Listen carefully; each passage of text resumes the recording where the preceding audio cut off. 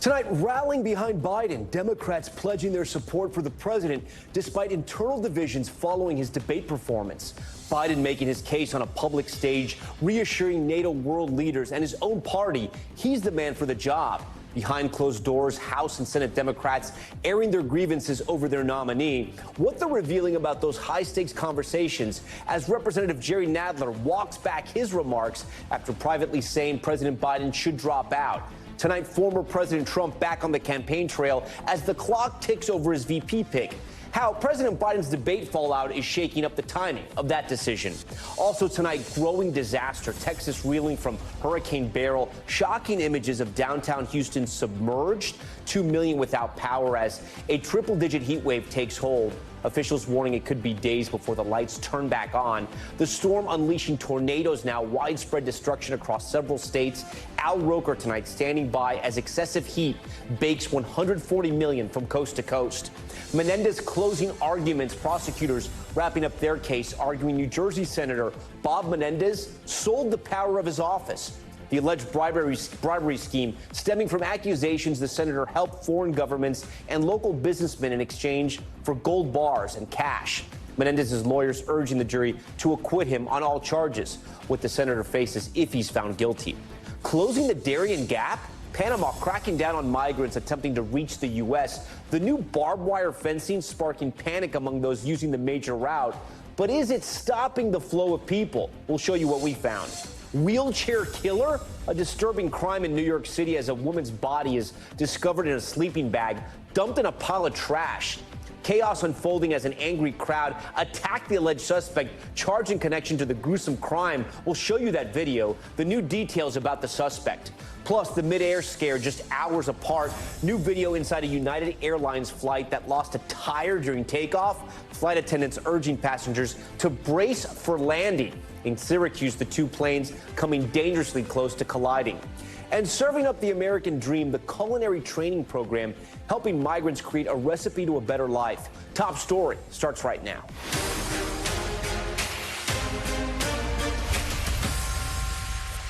And good evening. Tonight, top Democrats getting in line behind President Biden. House and Senate Democrats refusing to cast aside the president for now after hashing out deep concerns over his age and mental acuity in private meetings. The internal party crisis coming at a pivotal moment. President Biden kicking off the NATO summit you see right here in Washington, convincing not just his own party, but world leaders that he is fit to serve 4 more years in office. With the Democrats at a crossroads over how to handle Biden's disastrous debate performance, the caucus gathering privately to address mounting concerns. New York Representative Jerry Nadler changing his position after privately expressing doubts while others stood firm in their unwavering support. So at this point, he's the best candidate. He is the only candidate. All I'm going to say is that the president made it very clear he's running, and we have to support him. I'm with our nominee, Joe Biden. Riding with Biden.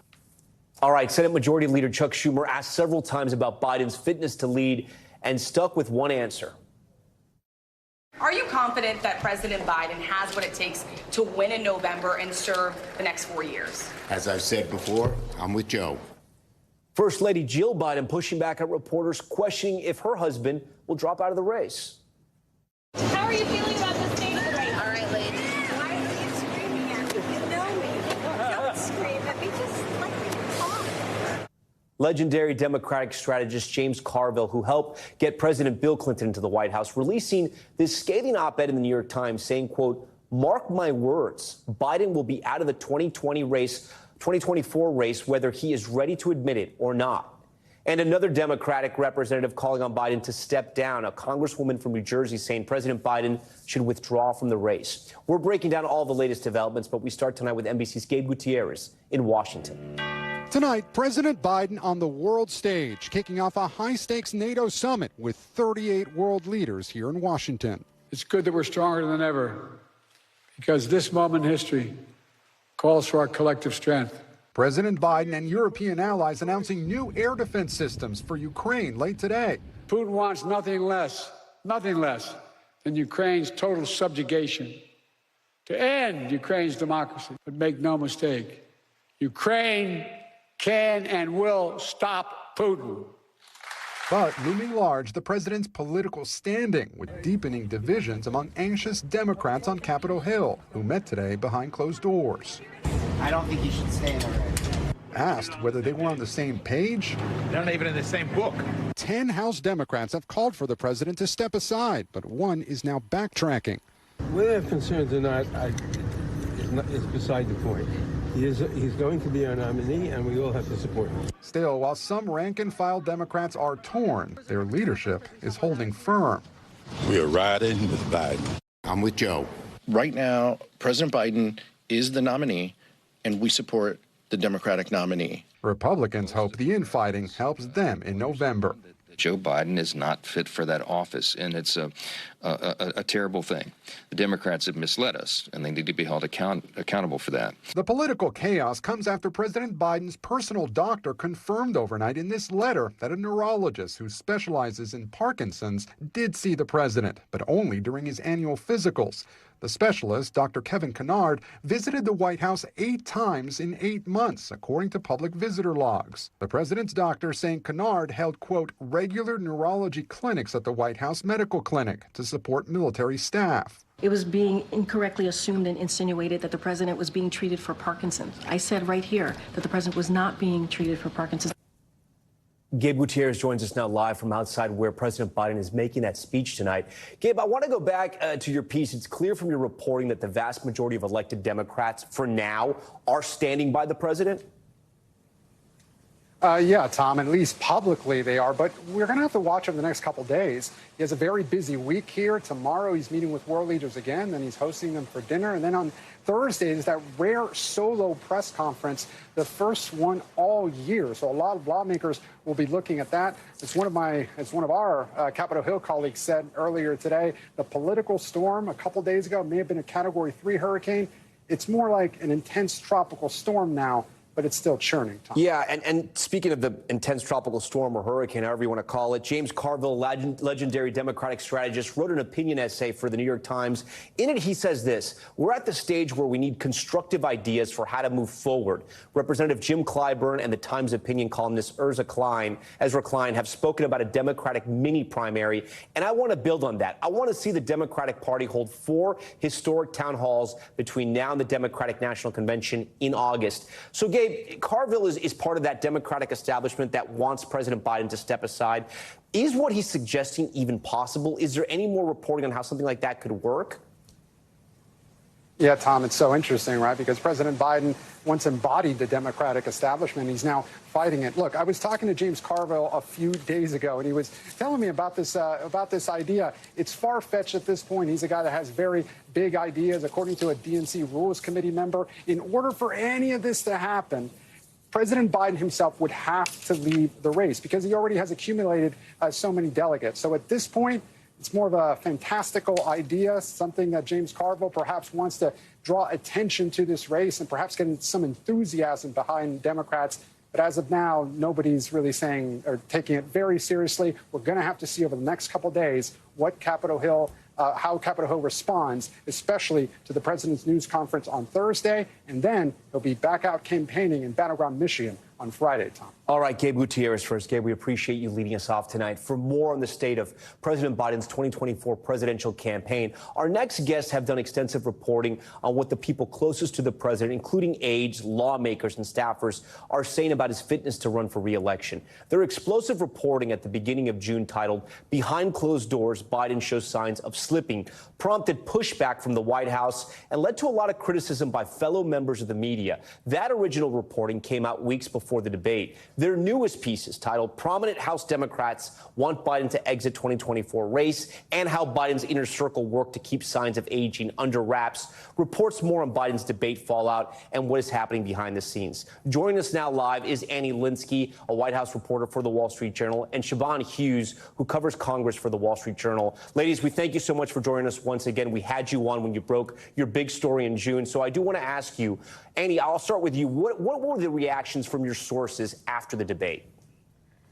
Yeah, I started hearing pretty quickly from my sources as the debate was progressing. And what they were saying to me is, look, this is very much consistent with what we told you for the story that you did.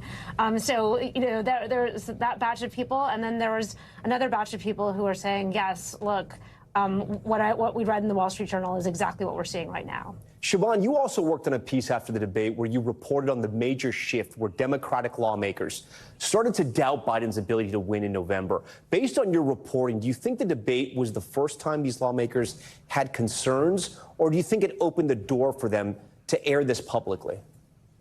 You know, so it's always hard to know what is inside a lawmaker's head, but the reporting suggested that whatever unease or inkling people might have had initially, they went back and replayed in their heads the times they had had occasion to interact with President Biden, or the times they'd witnessed him, and a little voice in their head told them that something was not quite right. The degree to which people were aware of the problem, I think, obviously varies. A component of that was that the number of meetings Biden was doing, intimate meetings with lawmakers, had begun to shrink.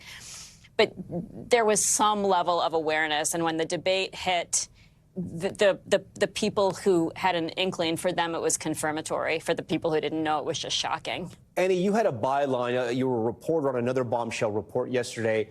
And you referenced some of your earlier reporting. I want to put it up for our viewers here. What you wrote is, it says news reports about the presidential's mental acuity have triggered White House rebukes and denials from Biden's allies. The offices of Senator Patty Murray and Representative Gregory Meeks alerted the White House earlier this year when the Wall Street Journal asked questions about Biden's performance at a January meeting. Murray told the Journal in April that she hadn't seen a change in Biden's acuity during her years of working with him. Quote, he engages in a very personal way, asking questions, she said. He is listening and absorbing. On Monday, though, Murray said in a statement that Biden should consider his legacy in deciding whether to remain in the race. Quote, we need to see a much more forceful and energetic candidate on the campaign trail in the very near future in order for him to convince voters he is up to the job. What do you make of this change? And have more people spoken to you about this?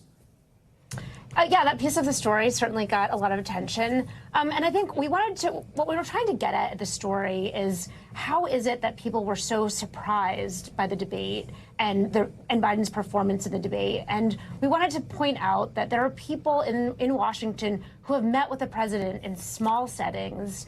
And, you know, they have said one thing publicly to us, but after the debate, it illustrates the very shift that Siobhan just mentioned, that something changed after they saw it. And so we wanted to sort of track the sort of initial comments that we had from Senator Murray and next to what she said after seeing the debate. Siobhan, you know, you cover Congress. It feels like there was maybe a little bit of a groundswell, but you have, I think it's 9 now. If you now talk about Nadler switching sides once again, you have 9 out of all those elected Democrats, right? I mean, what do you think happens? What's the next step? So right now, the Democrats are confronted with a president who simply does not want to step down. He is the immovable object. And the question for Democrats is whether they plan to mass into some type of unstoppable force to go up against him. You are clearly in no way there yet. The Democratic leadership, the infrastructure, has done a very, very good job at holding the critical voices at bay. But it's also not over yet. As you pointed out, after all of this, a New Jersey Congresswoman, Mikey Sherrill, late tonight came out and said that President Biden did need to step aside. So this is very, very much an ongoing conversation. Annie, your recent reporting has included how top Biden aides have tried to help protect the president from showing signs of aging, right? You write, Biden's team feels Washington is out to get him, and this us versus them worldview has led to what some Democrats describe as a bunker mentality, blinding the president and his aides to Biden's political liabilities. It's sort of interesting, right, Annie? Are you hearing that sort of the bunker is getting tighter? Because the whole, I guess, strategy right now is to put him out there more, to make him more accessible, or is there paranoia right now in the Biden White House? You know, I was with the president all weekend, and you certainly saw a shift in the way that he was doing events. First of all, there were an awful lot more events than he typically has on a weekend schedule. You know, he went to 2 swing states. But the other really remarkable thing is he wasn't using teleprompters at all. So that was a big change. There was one event where he started and he had notes, but the teleprompters were gone. However, you know, his appearances were just extremely brief, and you know, it was sort of no more than 10 minutes he wasn't speaking for more than 10 minutes in these exchanges. And so I think, is that going to be enough to satisfy what Democrats are sort of calling for is something that remains to be seen. But you certainly saw him much more frequently than you did any other weekend, really, that I've been with him, which have been many. Yeah. Annie Linsky, Siobhan Hughes, we thank you for joining Top Story as always. I know you guys got a lot of flack and a lot of incoming when you first started breaking these stories, and now it's almost coming full circle. We do thank you for coming on here and always sharing your reporting. Thank you. We're also tracking former President Trump's movements tonight as he prepares for the Republican National Convention next week. Trump holding a rally in his home state of Florida, just his second since his debate with President Biden. But new polling shows that despite Biden's poor performance in that debate, the state of this race is essentially the same. Dasha Burns breaks down the new numbers and what voters are saying. Hello, Wisconsin, Wisconsin, Wisconsin. Tonight, nearly 2 weeks after President Biden's disastrous debate performance against Donald Trump, the presidential race still remarkably stable. I am running and going to win again. New national polling shows President Biden still trailing former President Trump, but his debate performance only costing him a point or two. In the battlegrounds, Biden actually making up ground, pulling 1 point closer to Trump after their primetime clash, but still running behind. The question every voter should be asking themselves today is not whether Joe Biden can survive a 90-minute debate performance, but whether America can survive 4 more years of crooked Joe Biden in the White House. In our polarized, deeply divided country, even seismic political events like the debate or Donald Trump's conviction really haven't moved polls all that much more than 1 or 2 points. Despite Biden's insistence that he's staying in the race, Democratic voters divided about the best path forward. I love Joe Biden. I think he's done a great job. However, I think that now's the time for Joe Biden to be the statesman, step down, be the advisor to the candidate. If he felt that he needed to step down, that he would come forth and say that. But when he says he's in and he's running, I believe him, and I believe he's going to do a good job. There is no other alternative, so I'm going to be supporting Joe Biden all the way. Let's go get him, North Carolina.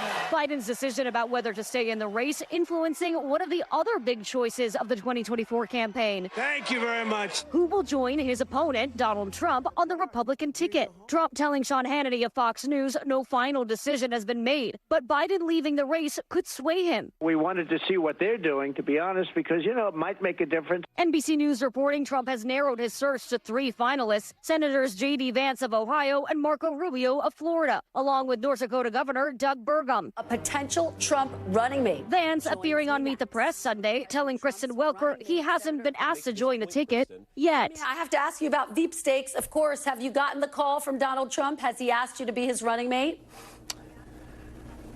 I have not gotten the call, Kristen. 2 campaigns at a crossroads as November closes in.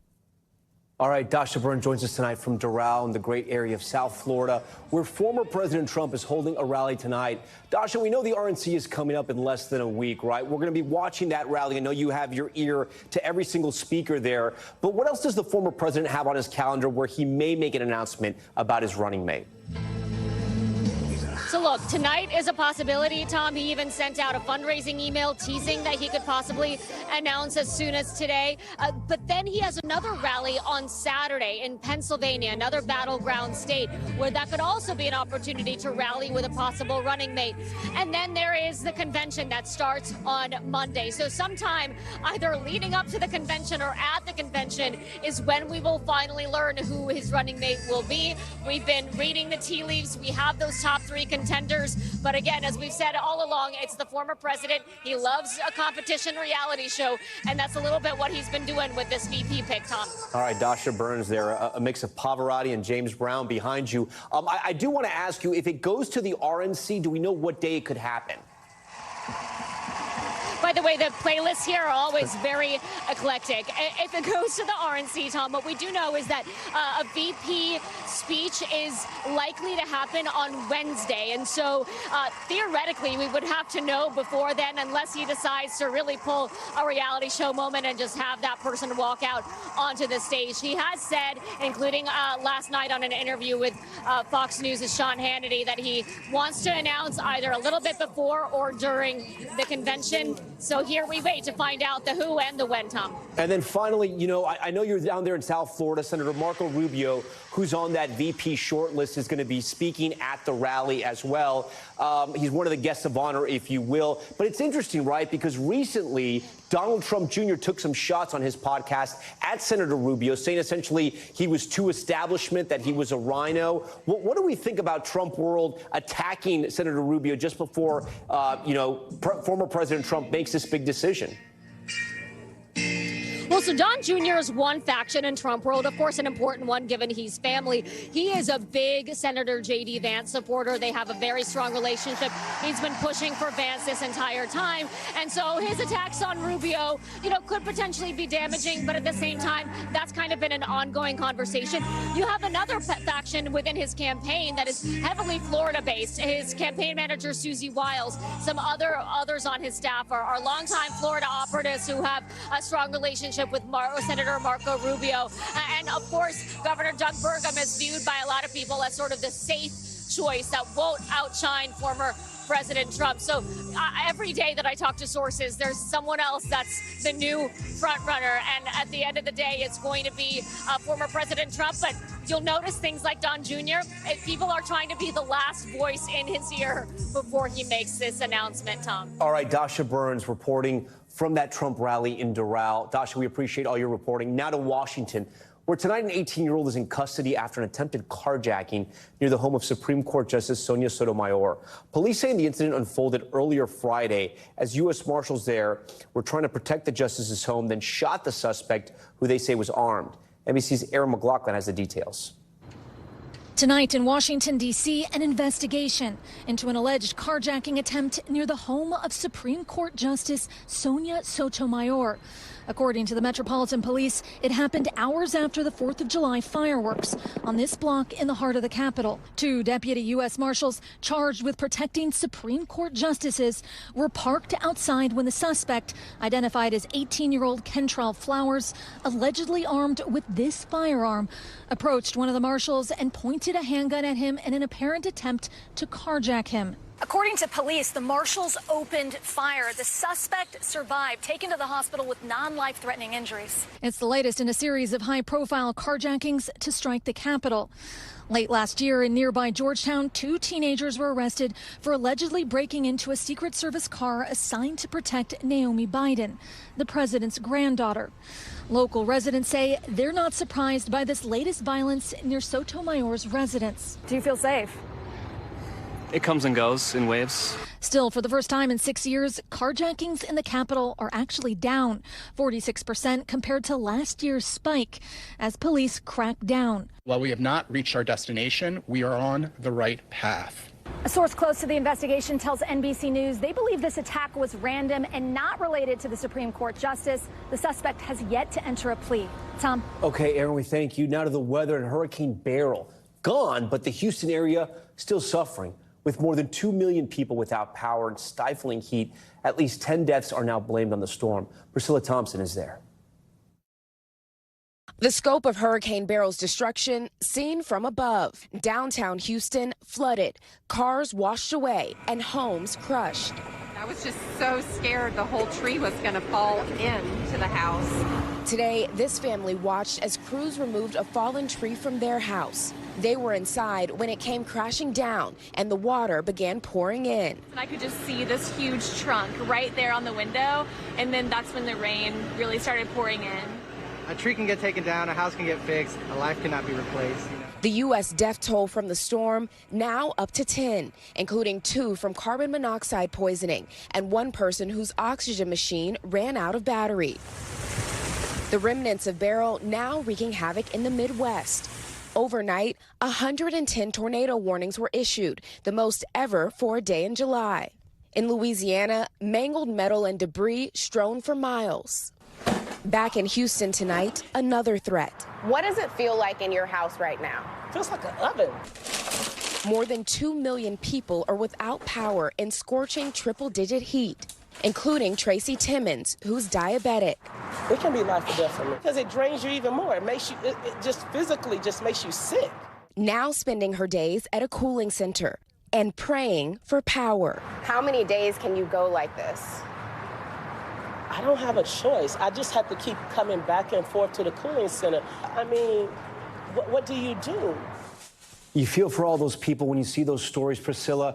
You're live in Houston tonight. How much progress is being made on the cleanup efforts?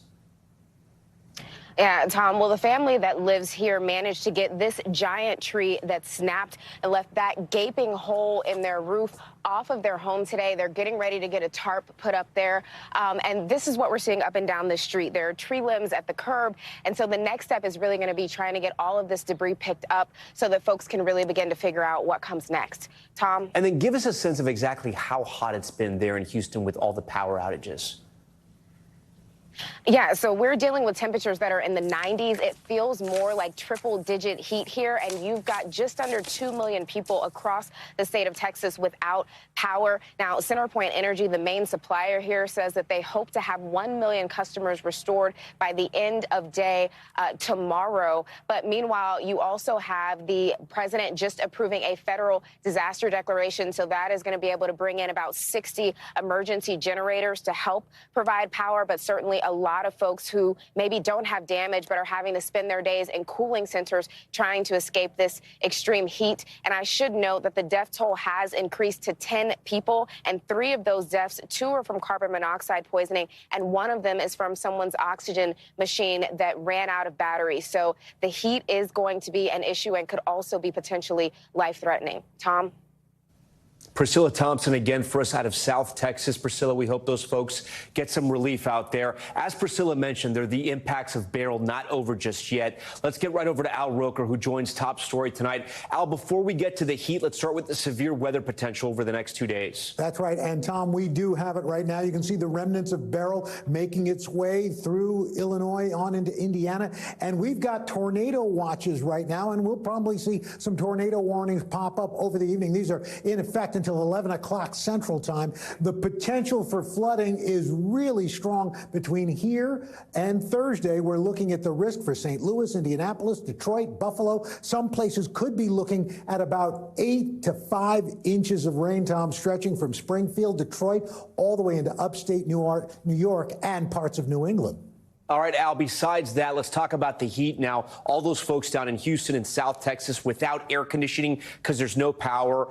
How is that continuing, and does it change at all over the next couple of days? Well, unfortunately for our friends down there in Houston where those power outages are happening, not much of a relief in sight for the next 72 hours. 140 million people impacted coast to coast. Heat advisories, heat watches, heat warnings. We've got a double-barreled high-pressure system both sides of the coast. We've got heat and humidity coming up from the Gulf in the east. In the west, it's unrelenting heat with no humidity. So look at these heat indexes. Baltimore, Richmond, Raleigh, down to Charleston and Macon, all triple digits. But then temperatures will start to moderate a bit in the mid-Atlantic into the northeast. But as you can see, temperatures stay into the low to mid-90s throughout much of the south. And then out west, it is just going to be awful. Next several days into Friday, Tom, we are talking triple digits from Medford, Oregon, Sacramento, Las Vegas in the high teens. These are air temperatures, not feels like, but air temperatures. Salt Lake City, triple digits as well. And this is going to last right on into the weekend. Tom? Al Roker for us tonight. Al, we appreciate that. The temperature also hot inside of a New Jersey courtroom. Closing arguments in the trial of New Jersey Senator Robert Menendez, who stands accused in a federal corruption scheme.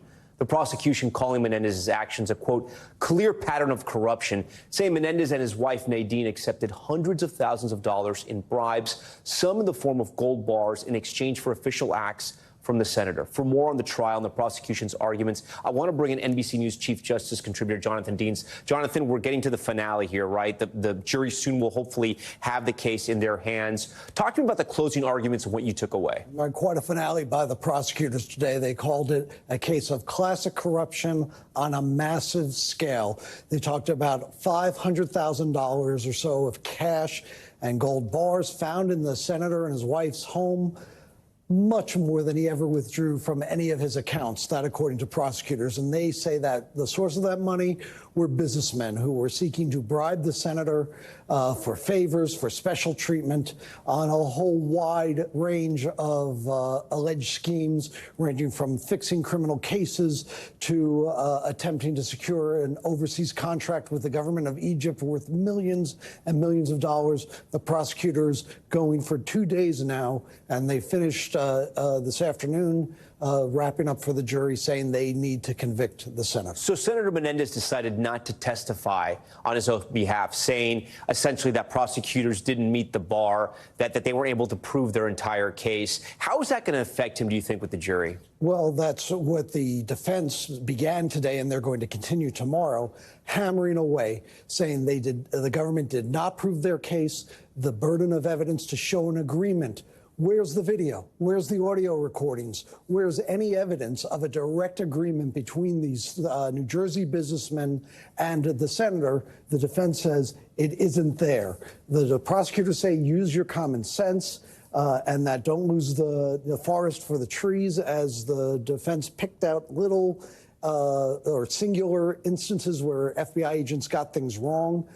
So the question will be, what is the jury's takeaway between these two competing arguments? So Nadine Menendez, right, the senator's wife, is also charged. She has pleaded not guilty, but her case was delayed because she's battling breast cancer. If Senator Menendez is found guilty, how does that affect her case? Well, more so is what if he's not found guilty? His defense is those gold bars, that cash is hers. It was locked in her closet. She was the one who got some of that gold from her family. Some of that money was hers. He says the other money he withdrew over decades because of his upbringing, his family's upbringing in Cuba, and the concern that money might be seized, so he stashed cash in his apartment. That's his defense. The prosecutors scoff at that argument, saying the gold bars had serial numbers, and those link right back to one of the defendants who had those in his possession.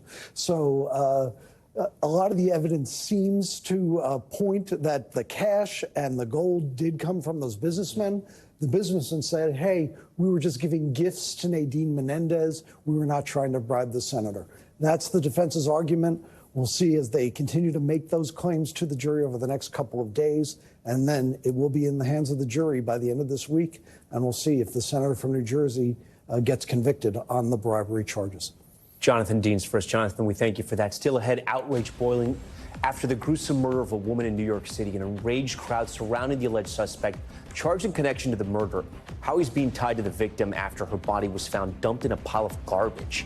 And could disgraced movie mogul Harvey Weinstein face new charges? The investigation into additional sexual assault allegations as he is set to face a retrial. And a Google Maps shortcut leaving a driver stranded, the wrong turn that left him trapped in the dark for hours. Stay with us.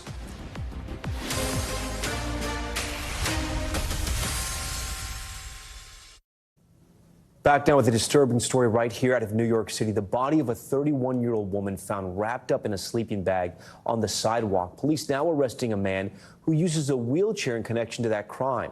Residents who live in the area and the victim's mother confronting him as he was taken into custody. Ellison Barber has the details, and we want to warn you, some of them are troubling.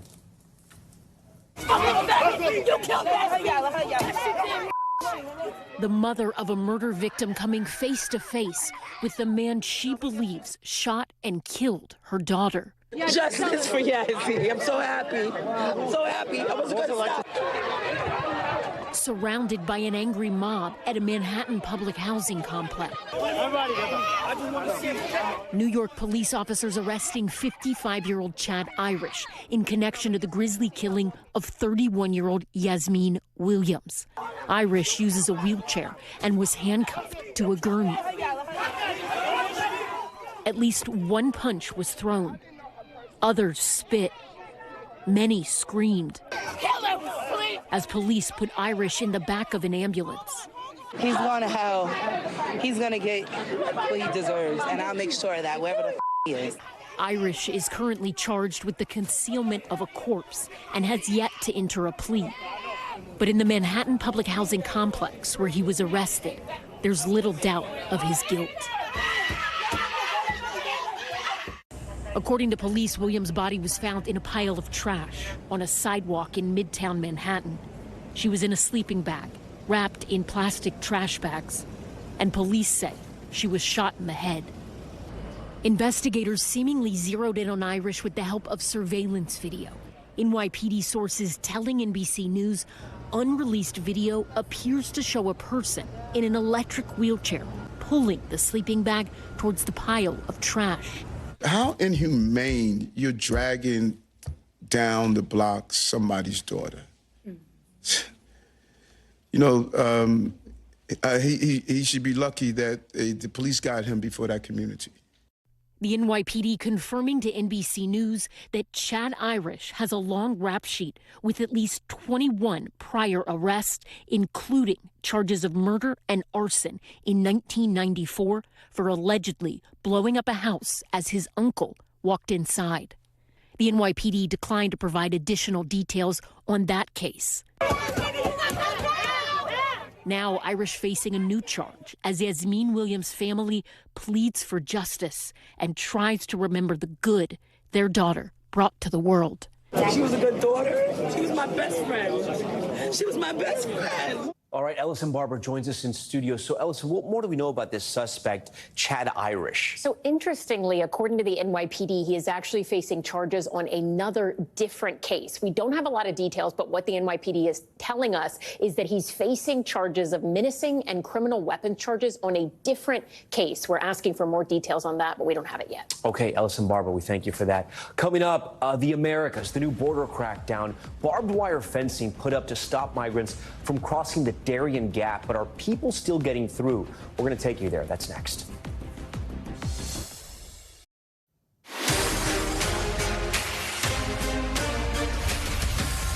We are back now with Top Stories newsfeed. We start with an update in the retrial of Harvey Weinstein. At a court hearing today, the Manhattan Assistant District Attorney saying the office is investigating additional allegations of sexual assault and could present new charges to a grand jury by the fall. You may remember Weinstein's 2020 rape conviction in New York was overturned in April. He remains behind bars in New York for a conviction on a separate rape case out of Los Angeles.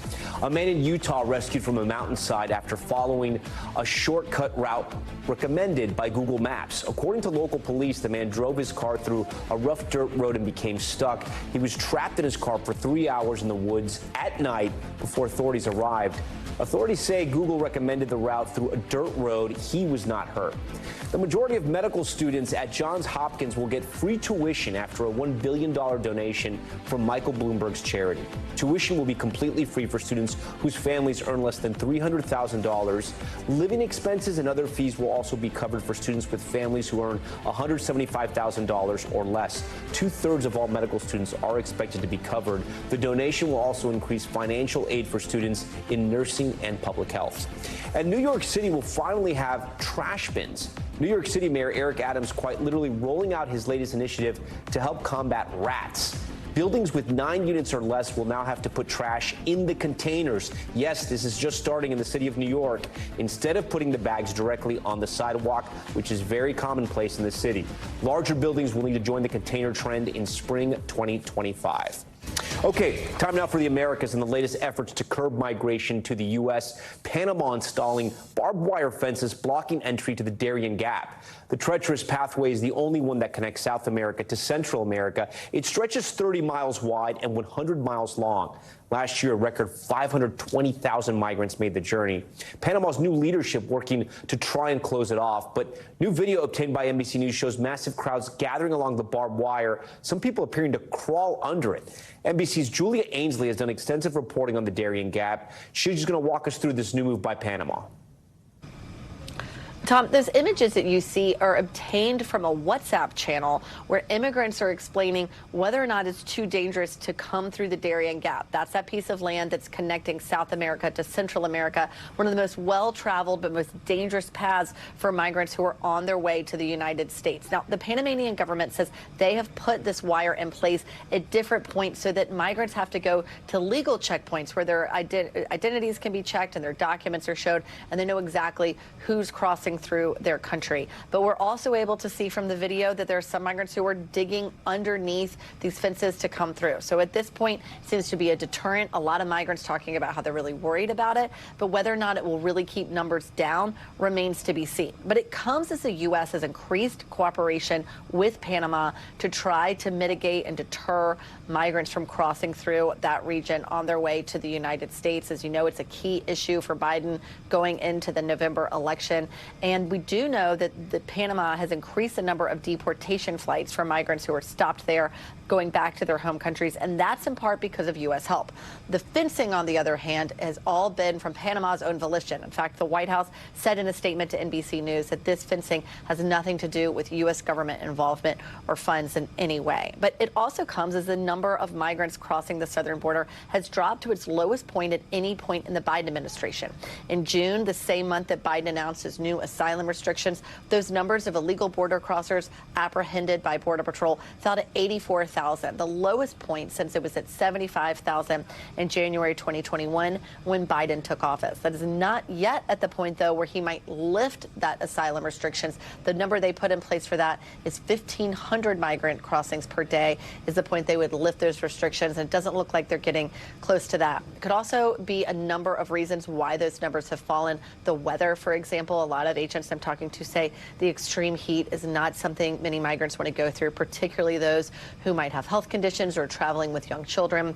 And also the rain in that Darien Gap, that same issue we were just talking about, that region with the fencing. They've had some extreme rain through the month of June. That's kept a lot of people from being able to cross through because the mud gets so thick, it can be incredibly dangerous. So all of these factors are something to be taking into account. As you know, it's important to look far south of the border to figure out just what might be influencing migrants to come as we head into this November election. Tom?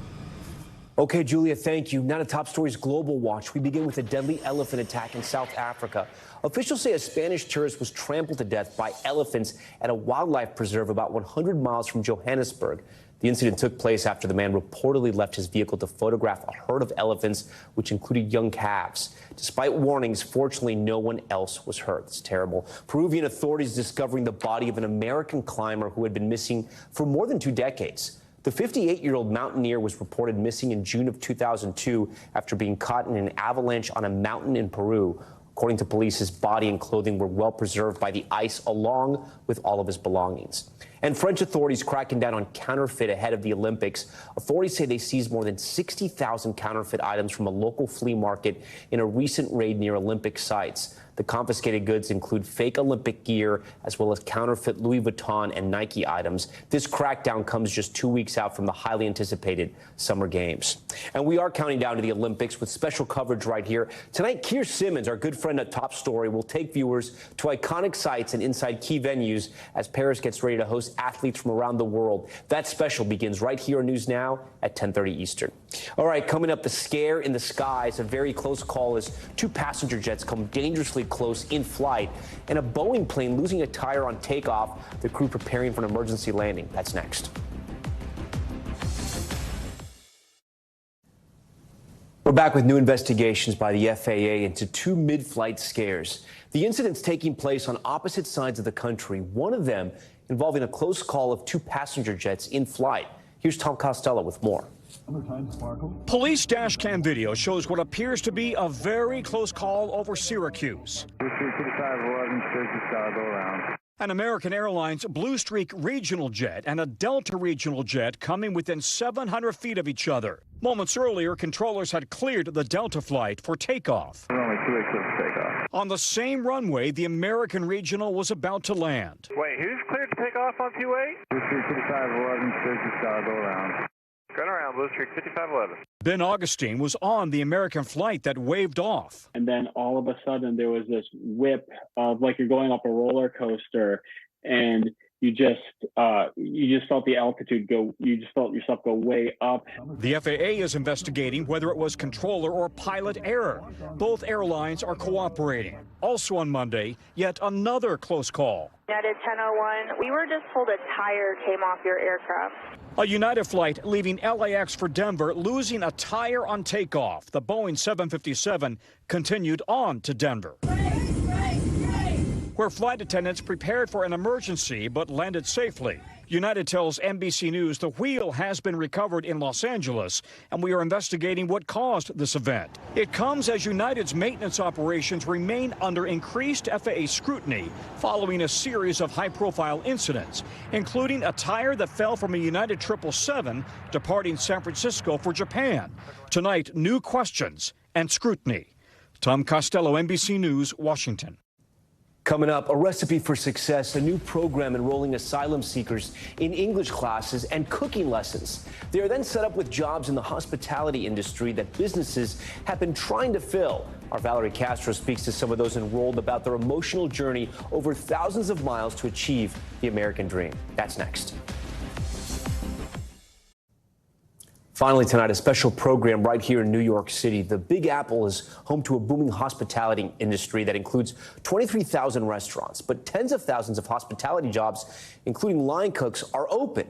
Our Valerie Castro gives us a firsthand look at one organization now training asylum seekers who are looking for work to fill those jobs. On today's menu in this New York City kitchen, a chance at a better life. Head chef Candy is teaching her students the art of slicing and mincing.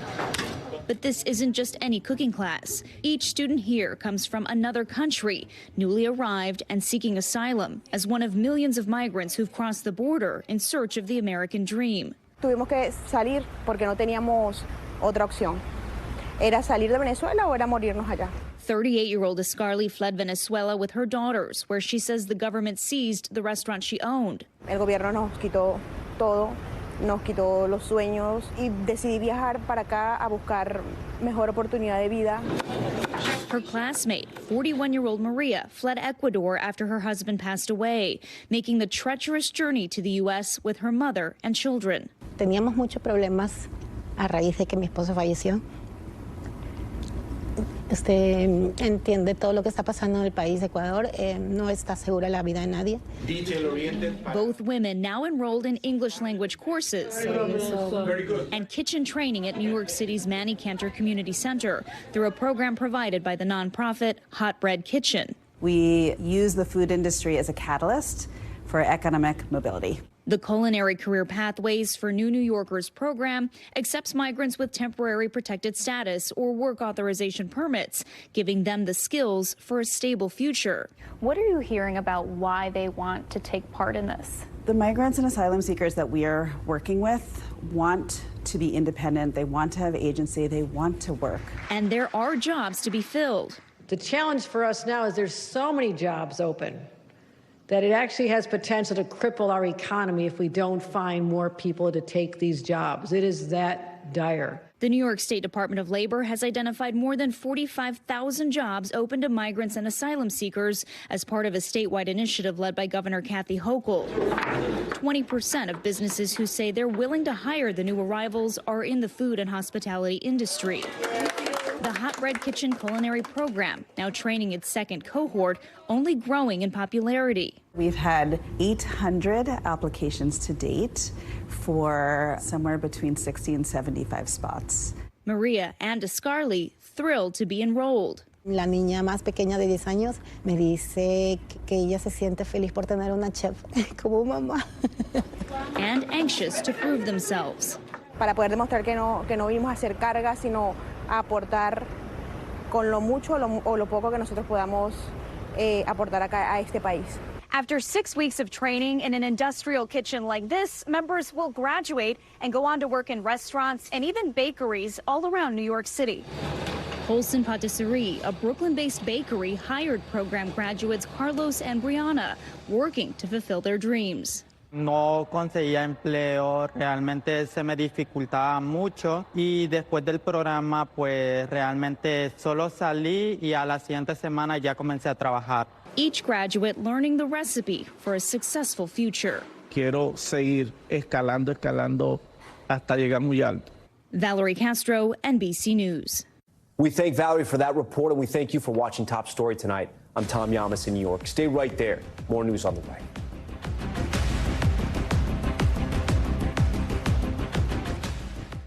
Thanks for watching. Stay updated about breaking news and top stories on the NBC News app or follow us on social media.